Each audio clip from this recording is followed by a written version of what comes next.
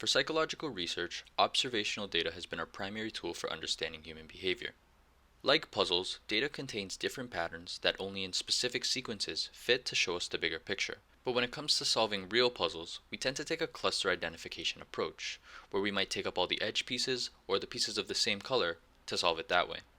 In practice, however, researchers tend to take a piece-by-piece approach when attempting to put together the puzzle of human behavior. But this approach misses a great deal of information hidden between and within these clusters.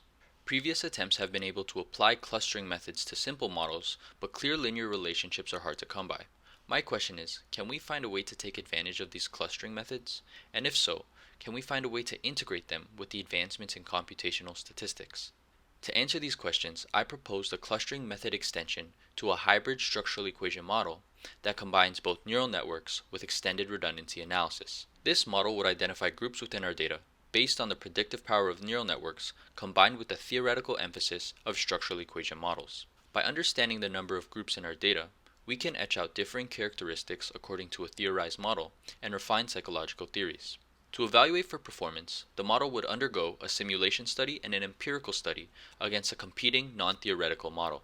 The goal of the simulation study is to identify the optimal structure of the model. This will be done on a simulated dataset while varying the parameters of the model and the number of clusters in the data. The goal of the empirical study is to understand the model's capabilities on real-world data. The empirical study will use the 2009 to 2010 Health Behavior in School-Aged Children dataset. This dataset contains ample indicators for latent variable construction, as well as a large sample size for accurate cluster identification.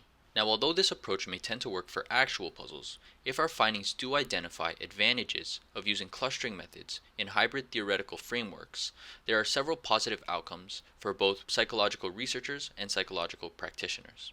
Specifically in refining psychological theories, as well as developing personalized treatment plans based on cluster characteristics. Much like puzzles, data is tricky. But sometimes all you need to do to see the bigger picture is to simply change your perspective. Thank you.